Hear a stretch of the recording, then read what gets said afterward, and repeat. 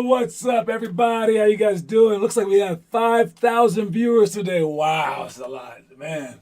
I never knew that we would be this big time, but hey, thanks for supporting us, you guys. The donations are crazy and just ludicrous. We don't need that much money in our program, all right? But thanks a lot for it, okay? Who's that? President Obama's here? Oh, okay, no. Now we have people here. There you go. What's up, Connor Rush? What's up, Finn Kaufman? I was just talking to imaginary people there for a second.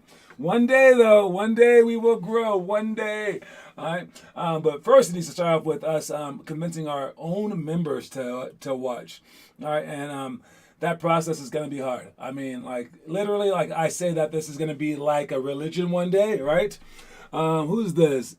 I Mean Productions? Who's I Mean Productions? Let us know who you are. Is that we have a new member, Rohit? Is that you? That's my guess. All right, but we have to convince them to watch. And I started thinking about how I call this like a religion. All right, well, you know what? Even Christianity, like the world's largest religion, I think maybe I don't know, one of them. That religion took 300 years to begin, and even then it was just semi-popular. Isn't that crazy? So we have to expedite this thing, and let's try to get it up to like at least 20. All right, John, I'm here before you start. if it's delayed. All right, what's delayed? Our religion? I don't know what he's talking about. All right. Anyways, I'm in production. Get your own greeting. Yeah, there you go. It's Rohit. All right. Rohit, that's not how you spell your name. You spelled your name wrong. Don't spell your name wrong. Yeah, I was here at 4:55. There you go. All right. Anyways, know that our movie's coming out. Our movie, Connor's movie, basically, is coming out on the 13th. The first day is episodic, so that will be every day after the 13th for 12 straight days. And then on the 25th, we will show it in its entirety. I'll be here to live to talk about it if you guys want to or whatever. Anyways, Alexa, turn off the lamp. That lamp is bugging me. All right. Anyways, what do we have? John, I swear to God, learn how to read the chat. I am reading the chat. What the heck are you talking about? He's talking about delaying stuff. I don't know what he's talking about.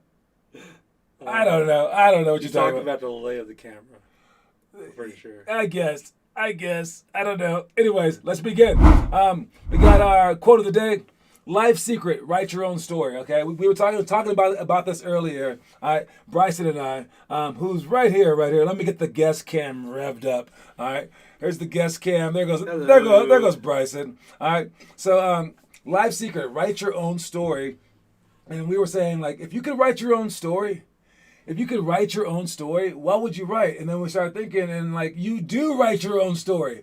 No matter who you are writing your own story. And then it reminded me of Kim Jong-un. All right, if you're out there, Supreme Leader, how you doing, Kim? How you doing? Yeah, he actually might be watching. Kim Jong-un might be watching, but he tells everybody this like basic like truths, he doesn't have a butthole. All right, because his body is perfectly in tune with itself. And what else does he say? He also says that like, I don't know, he compares himself to like dolphins and stuff. It's really weird, but all those people just believe it because they don't have the internet and he tells them weird things. So that guy's writing his own story. Now your story may not be as weird, but if you were allowed to write your own story, what would you write? And most people say, well, I would write the ending first. You can't do that. All right, what did you do on a daily basis that made you better? All right, life secrets, you write your own story. All right. If it's out here, tell Dennis Rodman to hop on the show. All right. So if you were writing your own story, what would you do? And a lot of your lives are led by your parents. I get that. But know that they're only doing that for your own good. And they're doing that for your own good because they can't trust you. Every time that they let you decide your bedtime, you don't wake up in the morning. You don't go to school. You don't do your homework like that. So if you can earn their trust to earn your own life, then you can start writing your story immediately. Otherwise, wait till you're 18, then write your own story then. What do you think about that? About writing your own story? You can say in the comments if you want. Kim is all-knowing. Kim is always watching. Yes, no matter what. But yeah, no, I truly believe that you have full control of your life. And I mean, it's hard getting a great story out there. That's the hardest part. But you guys know what a good story is? I mean, like, what kind of story would you watch? I mean, you have to make your life like that. And if it's an action one where, like, you're getting shot at, maybe pick a different story just for right now, okay? Let's make this one let's make this one like a normal story where, like, it's not like you doing cocaine all day. If you happen to like those stories. All right? A good story that's going to put you on top of things. We should clarify that. A disclaimer. Yeah. All right, so write your own story, please. All right, moving on. Before we get to our movie, you know what? Let's get to the movie of the day. All right, the movie of the day is starring Bryson. What you got? All right, it's movie time. All right, today's movie is Mr. 3000. Which grade level is that? Eighth grade movie. The eighth grade movie. Eighth grade. I have not seen it yet. But it's about a baseball player that retires after his 3,000 hits. He just retires right there. I think they were like in the playoffs or something. And the team was mad. They're like, no, keep playing. Nope, 3,000. But then later, they find out that he actually is... like one of his hits didn't count. Well, 3 of his hits didn't count. Oh, was it 3? Yeah. And so he tries to get back on the team. So now he's like 40 years old. He's put his whole life around the word 3000. He has Mr. 3000 like freaking like stores and like car dealerships, all called Mr. 3000. He does commercials still. He's like 40 years old, 40 something, and then he decides to go back to the Major League Baseball team. Yeah. Yep, and that's basically the gist of the story, right? Yeah. All right, now I have seen the movie. It stars the legendary Bernie Mac. All right, now if you don't know what Bernie Mac is, do not YouTube him. He is a raunchy comedian, and your parents will be like, "What is Coach Sanders having you watch? Oh my God, oh my God!" But if they like raunchiness, you watch that on repeat. Bernie Mac's hilarious. He even had the Bernie Mac show later on in his career, but he recently died about 10 years ago, I think it was, maybe 8. Yes, Bernie Mac's movie, Mr. 3000. Pretty good. Yep. And I have 2 of these shirts. You have what? Connor asked. Bryson, you wore that shirt yesterday. Did you watch it? No, well, he has the whole library of shirts right there, so I think he stole a couple. I didn't steal this one. Unbelievable. I have the 2 red. Connor, stop hating. All right, well, that's our movie time. Thank you so much. And there are a number of stars. Since he hasn't seen it, I've seen it. I would honestly, out of 50 stars, dude, I would give this thing about 31 stars. Even. 31 out of 50. It's a solid movie. Not amazing, though. All right. Anyways, let's begin. Thank you so much, Bryson, for joining us. Yep. Thanks for having me on. Yes, his eyeballs do pop out of his head a lot. All right. I'll let you leave without the camera being on you. There you go. All right. Thank so you. Again, next up for this weekend, we do have games scheduled. All right. As far as I know, until they might change the schedule, but I haven't added it to the website yet. It looks like our 1st through 3rd graders plus our 4th and 5th graders, they are going to play at like 12 o'clock on Sunday, and then our 7th grade team will play at 1 o'clock on Sunday or something like that, and then our high school team will not play the first weekend because the other high school teams didn't want to play this weekend. So looks like we aren't going to play this weekend for the high school, but that's what it looks like right now. Allow me to confirm that by tonight. All right, what's up, Calais? What's up, Connor? And we got Finn, we got Rohit, we got Derek. What's going on? We got a packed crowd here tonight. Let's do this thing. All right, so those are the game times, but they aren't confirmed until I add them to the website. I'll let you guys know via Twitter, so keep an eye out for that. But those are the game times that they told me from the behind-the-scenes look, all right? Anyways, moving on, we got our elementary school drills. All right, 2-on-1 break. 2-on-1 break is a drill that we used to call the get dunked on drill in college. All right, the get dunked on drill in college. All right, let me make this full court real quick. All right, but basically it goes like this. There is a line of people. All right, a line of people, and there's 2 people in the corner right here, and then we have another line of people right here. All right, and then we have 1 person on defense. Okay, and then when we start, the basketball will be like right here. All right, and what's going to happen is he's going to skip the ball from there to there. That alone is a lot for some kids. All right, even high schoolers. And then they will come in 2-on-1 like this. All right, as this guy's coming back. Your job in the middle is to play both sides and to try to get them to pass the ball more than once. If you get them to pass the ball more than once, you have bought enough time for your fellow defenders to come down and help you out during a real game.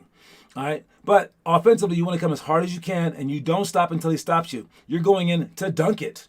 All right, and once he stops you, if he stops you, like right here, then with the inside hand, which means with the left hand for this guy, he bounce passes the ball ahead of his offensive player for a point. If he never comes fully over and he's only right there, you got to be able to score this. If you can't score without him coming fully over, he's right here in the middle. You have to score, and then as you try to score, he tries to jump. If you can't make that layup, you're not a basketball player. All right, so that's the main deal. You got to make that drive, make that layup, pass the ball with the strong side if he comes over to help. All right, and then make this strong layup. Whoever shoots the layup, like if that guy shoots, he will be running back to half court, and then back on defense next. All right, the other 2 guys, they will rebound the ball, and they will outlet the pass as fast as they can, all right, to either side, either outlet that way or outlet that way. Whoever was closest, outlet that way. Then he swings the ball to right here. These two guys go in the back of this line. These two guys come all the way up here and go in the back of this line. And then we go again. All right, so these guys are in the corner. And then this guy is playing defense again. We again swing it. And then we come in once again, 2-on-1. All right, we call it the get dunked on drill because, yo, this is impossible. If you're a good basketball player and you're going 2-on-1 and you're able to go left hand and right hand, no one can stop you. So we had this pot. If anyone ever got dunked on during practice or our game, you had to put $1 into the pot, all right, or $10 if it was during the game, or $50 if it was a top 10 play on ESPN, which one guy got. All right, from Gilbert Arenas. It was actually just a 360 reverse layup, but he got the #1 play in the country, and he gave $50 to have the pot. And then we used the pot to have a party with afterwards to buy some pizzas or something like that. All right, probably alcohol. It was college. All right, but anyways, but for this drill, we said the bets are off because it's too easy a drill to dunk on someone on this one. We were just sprinting in, alley-oop every single time. So you're not a basketball player until you can make this 2-on-1 thing automatic. All right, let's see. John, could you shoot a floater there? I would not shoot a floater in this situation. It's not necessary. All right, unless your floater is a very high percentage floater where it's 80%. Even then, 80%, no. The layup should be 90%. If the dude doesn't come over, it's a layup 90% of the time. All right, what else have we got there? I'm about to get roasted by John when he reads the comment section. Some comments got deleted, but yes. All I see is that guy whose eyeballs popped out of his head. His eyeballs did pop out of his head, and then just get dunked. Just dunk it, Finn. Finn, you should definitely dunk the ball. All right, yes. Finn will be able to dunk in another few months, I'm sure. All right, moving on. We got flares. All right, there's two different types of flares. We got flares to the wing and flares to the corner. All right, if you're flaring to the corner, all right, you can watch it right here. So for the flare cuts, we have two different types of flare cuts, all right? And for this drill, usually there's a coach up there, but we can just have two lines for it, all right? But the actual flare cut would be like this. He passes the ball to this side, and then he sprints in, all right? We can have another guy right here doing a flare screen. He's going to sprint in and then fake a cut in, all right? And he's going to come out. And for a flare cut, what you want to not do is go flat along this line. That's not gonna get you open. You want to step in and then flare out and banana out so that he can throw an overhead pass over everyone in a straight line, and you can step into your 3-point shot. All right, that's the part that no one ever gets, and you basically want to turn and run, but you keep your head turned towards your shoulder. All right, that's the flare cut from the wing. The flare cut from the baseline would be if this guy were right here, and we did this just this morning, all right, and he screens down, all right, and he steps underneath the basket. If this person right here were guarding him, and he comes around this screen, and this guy comes on the top side, he wants to step here, see him, and then flare back right there as we pass the ball over the top so that you're on the opposite side of this screen, all right? So the motion for that is right here. Again, if you have a screener who's right there, you start on the outside, step in, fake around, go there, and then flare cut back. Both the flare cuts are basically back pedal steps that you can take to ensure that your man is on the opposite side of the screen. They're for shooters. Great flare cut artists in the past have been like Rip Hamilton, Ray Allen, guys like that, Kyle Korver, JJ Redick. C.J. McCollum's great at them as well. And if you can do a flare screen, it's about, as far as coming off of screens, it's probably the last thing that you learn. If you are a college player, maybe a great high school player. But we try to teach you guys this stuff in first grade. So there you go. All right, you can dunk a tennis ball on a 7-foot rim. That's pretty good, dude. Pretty good. All right, that baseline flare is so hard to make. They are pretty hard to make, which is why we practice them. All right, next one. We got baseline out of bounds defense, okay? For baseline out of bounds defense, man, I'm going to the board a lot today. All right, for baseline out of bounds defense, all right, these guys are offense right here, and this guy's taking the ball out of bounds. All right, and these guys are right there. This is the majority of plays, unless they play in a straight line or something stupid like that. But this is probably be the most common offense that's formidable. All right, when you're guarding people, all right, you have 5 defenders right here, right? When you're guarding people and you're guarding the ball, you want to make sure that you guard the basket. All right, you guard the basket. You're not on the ball like this, because if you're on the ball and then we have some defenders right here. I don't want to make it too crowded so you can't see. But if we have defenders right here, and this guy just screens across and hits his man as hard as he can, we lose. Because if he can hit him, either he comes off this screen wide open, or he comes off and this guy helps out. And then this guy's wide open. All right? So we want that can happen anywhere, but we don't want it to happen underneath the basket. So this guy will protect the basket. All right? So that's how you guard that position. He protects the basket no matter what. This guy protects the basket. So he's turned diagonally toward a screener, and you just protect the basket. Next, these guys right here, you want to see as many screens as you can without just letting them go to the ball. So I would say step right here and step right, like semi in front of him so you can beat him to that spot if he cuts. But at the same time, you want to be able to glance at this screen coming, also glance at this screen coming. So you have to see them. You have to see them both. And if you play on the inside, you might be safe from the cut. But now this back screen is gonna hit you, or this screen is gonna hit you.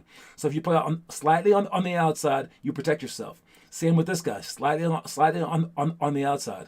For this guy, slightly like right here, I would say, because you don't have to worry about the back screen so much, because this guy he will protect you. All right, this guy will play right there. All right, so again, you want to see as many screens as you can, call them out, but be on the inside of the players or the outside, depending on where you are. So if you're close, I would say on the inside.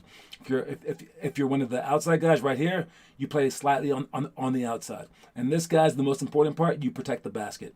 If he passes the ball in, let's say he throws it to, I don't know, like let's say like this guy, and he throws it to that guy right there, you have to really be careful with him popping out for a 3. So as soon as he passes the ball in, now you hug him and you get back to him.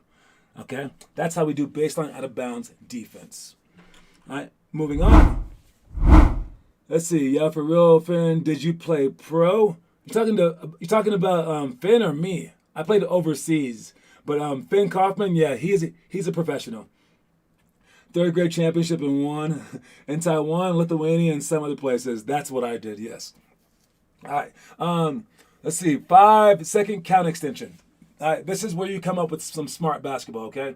For the 5-second count extension, all right, if you have a basketball in your hands, all right, you get 5 seconds before a violation occurs. But if you're smart about it, you catch the ball, you do not immediately dribble, you catch the ball, you rip through, you have 4 seconds.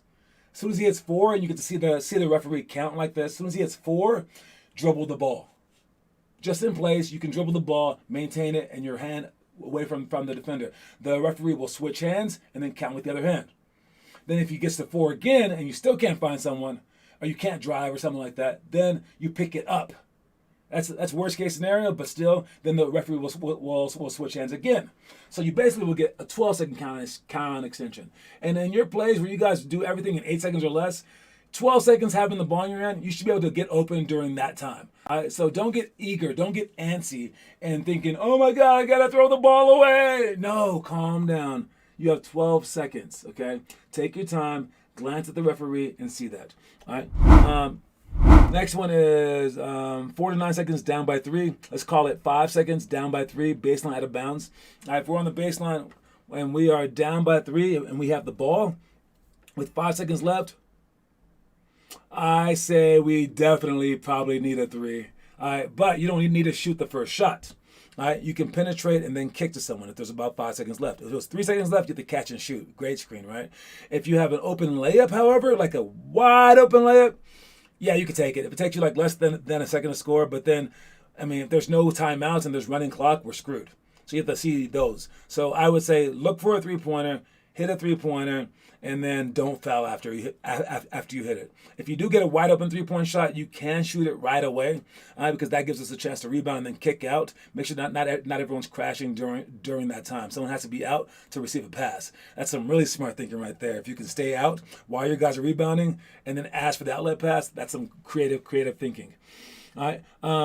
5-on-5 oldest versus youngest. This is when we do it during practice. Once we get that many people, right, we will have the oldest versus the youngest, so that the youngest can like basically show their worth. They're probably like bench players, probably like not as strong as the high schoolers or whatever are the older kids. Now they get to say like, this is why I should be playing, and I like that time. The oldest though get to just beat them down, and sometimes some of the younger players are starting over the older players. This is the older players' chance, with the best players around them, to step it up and make their case for a starting position. All right. So oldest versus youngest has a few unique things in it, and I like it a lot, and it prepares us for games in different ways. All right. That's a squid. Octopus referees. How can the referees switch hands 3 times? I thought people only had 2 hands. Well, they switch once, switch twice, switch 3 times. Or I guess they just come up with a 3rd hand. Who knows? Geniuses. Unbelievable. All right, moving on. We got our homework. So we got Connor Rush. All right, we need someone else to post homework. All right, and Blaze King was from yesterday. Great job posting homework. So that means that when Blaze comes tonight, he does not have to do runs. Neither does Connor. Those are the only 2 guys that I have doing either 50 push-ups or 3-minute sprints if they don't do the homework. But everyone else, that's how I got them to do it. Or that's how, no, I'm sorry. Finn was already, sorry, not Finn. Finn did do his homework, but Connor, that's how Connor's already been doing, but that's how I got Blaze to do it. Blaze needs the negative. He needs the negative, right? So I gave it to him. So make sure that you can do it before I add negative to you. So really, do that. Do that. All right, post the homework, or I will make you post it eventually. Once I think that you're good. All right, if I think that you're good and that you have high aspirations, I will make you do this. If I ignore you, just know that I probably think that you suck, and I think that you have no aspirations, and I'll be like, whatever. Thanks for the money. All right, so realize who you are. All right, real quick before we get to the ads and the trivia for the day. Chris Webber is another Hall of Fame inductee for this weekend. Great player. He would drive in behind his back and then dunk it on people, trick passes and stuff like that too. As a big man, he was big time. The story that I heard about him when he was in high school, he would drive in from half court. This is what I heard during a game, during a high school AAU game with scouts there, from half court, bounce the ball, run in, catch it, touch his toes with the ball, and then dunk it. And he's proven this because he played against the USA Dream Team with Michael Jordan and all of them, but Michael wasn't playing, but still he played against Magic Johnson, Larry Bird, Dave Robinson, all those guys was he straight out of high school? I think he was a high schooler then, like going into his NCAA year, and he destroyed them. I mean, that's cool. This guy was like a man amongst boys. Yes. Where is the homework? The homework, you will get it. It's in the book that we give you right when you join. But right now, for the homework for this month is just epic drill. So if you go to our website, click on curriculum, and you click on, and you scroll down to homework, the homework for the month. And it's only doing 1 minute of epic drill. There are other things that you can do for homework, like what it says in the book. Like right now for the 9th graders, it says the Chastain Challenge, which is also on that same page. And you can do that homework as well. And you can also extra do all the drills that I'm describing in here for your grade level for 5 minutes or for 10 minutes a day. So it's as little as 1 minute, as many as an hour. But just the 1 minute, and then post it. That is it. Anyway, so Chris Webber, Hall of Fame inductee. He's a great player. But before our break, here's our trivia question for the day for Finn to kick your guys' butts in. All right, who is the Hall of Fame center that beat Akeem Olajuwon in the college finals? There you go. That is the question. Who is the Hall of Fame center that beat Akeem Olajuwon in the college finals? And I will get back to you guys right after these messages.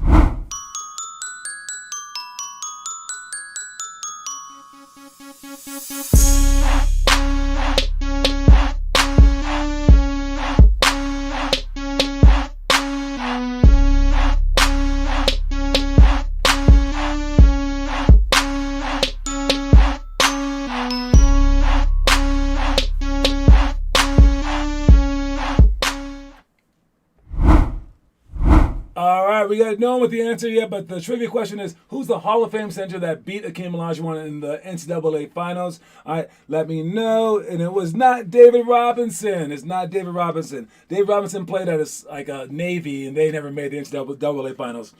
They were also different years as well. All right, next one real quick. Got middle school, 3-man weave, 1-on-1 alley, 4-on-3 scramble. These ones I just talked about. That one 0-50, 100, patience. All right, 0 to 3 seconds, down by 3. And down by 10 with 3 minutes left. And Connor Rush got it. It is Patrick Ewing. Wilt the stilt, please, man. I got so much older. Great job. Connor Rush with 2 points now. I see you, Connor. Finally got one right. All right. So 0 to 3 seconds, down by 3, baseline of bounds. I kind of mentioned that one earlier. Down by 10 with 3 minutes left. All right. Moving on, we got our story of the day. Don't get carried away with your failures or with the successes of others. If at first you don't succeed, you're running about average. Many have been right where you are. Some have continued onward, and some have quit. It's your decision on which group you choose to be a part. So that kind of goes with our quote of the day, to write your own story. You can decide which group that you're in. The ones that quit, the ones that keep going. All right, and it's your choice. You can't get caught up with your own failures or with other people's successes. All right, Ewing, you're a little too late on that one. Absolutely, I just need another name. All right, Finn, did you die or something? It took so long. Maybe his phone died. All right. Anyways, so yes, make sure that you don't get caught up with that stuff. That you choose the winning group, the winning side of things. Okay, because you get to write your own story. Why would you write a bad story? You can write a great story. What time did you show up for practice? Well, how many hours did you work at home? Did you post the homework? All right. Do you have like an archive of stuff? Right. And right now, the greatest story in our program, we just made a movie about him. Freaking Connor, man. All right. And the movie comes out soon. Don't forget. Also, this Saturday, 12 to 2, we have our first quarterly party of all time here in Colorado. Last month, we got our high school drills. This is reverse layups, baseline to bounce for shots, loose balls, which we tried this morning. You guys suck at that. All right, press break walkthrough, setup positioning, flashes and options, 49 seconds down by 3, and then 5-on-5 playing. All right, if you're trying to do this stuff as homework, you can just make up the part that you suck the most at, I suppose, and you can like just work on that and film that for like 5 minutes. So like if it's press break walkthrough, you can get a wall, sprint forward, jump back, and then make the pass with the opposite hand against the wall. If it's loose balls and you're outside, that one's tough, but you can try to go push up position without a ball, and then take your no push-up position. You're off your hands, but you put your feet in a squatted position. So you put your front foot forward, and then you want to land and throw your foot back, so both your feet are back, and then land on your hands. Because that's the hardest part about the loose ball situation. So you can practice that. All right. So you have to get pretty creative if you're trying to do this stuff at home without a gym, but you can do it. And I mean, if you post the most, Derek says that he'll give you a coin, but maybe Calais will give coins for something like that too.